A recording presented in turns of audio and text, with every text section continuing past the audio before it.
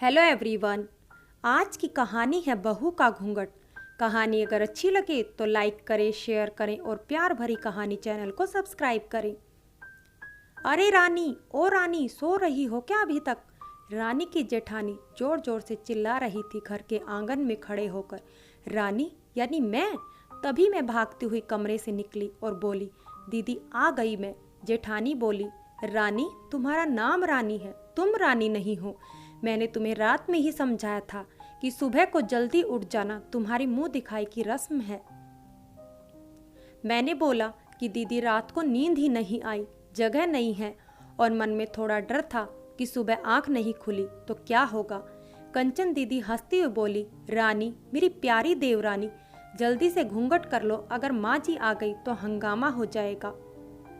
मैंने घूंघट किया ही था तभी माँ जी वहां आ गई और कड़कड़ाती आवाज में बोली, चलो अब क्या यही गपशप मारती रहोगी तुम दोनों?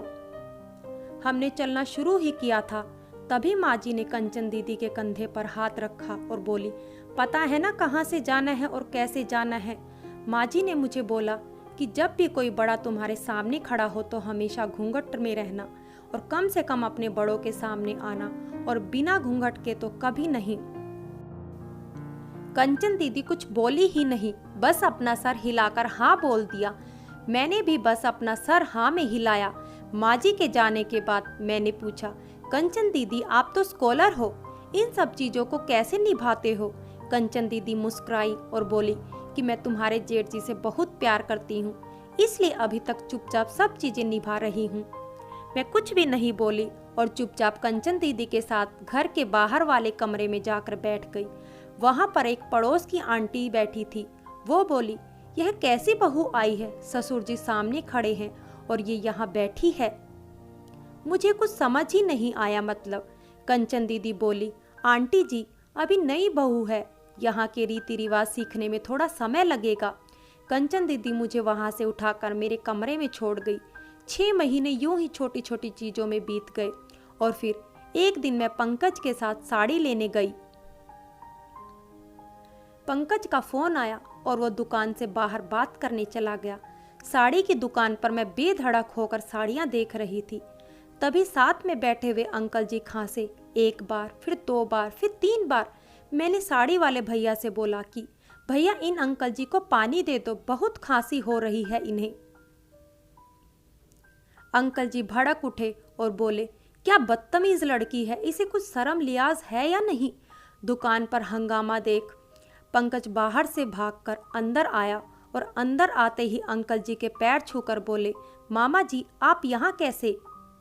मैं घबराकर दुकान के बाहर निकल आई, एक लंबा घूंघट कर गाड़ी में बैठ गई। पंकज बाहर आया और गाड़ी में बैठकर गाड़ी बहुत तेज चलाने लगा।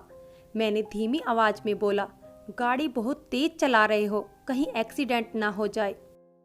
हम घर पहुंचे ही थे तभी माँ जी जोर जोर से चिल्लाते हुए बाहर आई, देखो आ गई रानी साहिबा, खानदान की इज्जत मिट्टी में मिलाकर। तभी कंचन दीदी आई और बोली, माँ जी मेरी शादी को 6 साल हो गए, मैं अभी तक मामा जी को नहीं जानती, तो ये कैसे जानेगी? माँ जी जोर से चिल्लाई, देखो कैसे चपड़ चपड़ जबान चल रही है इस कंचन की भी।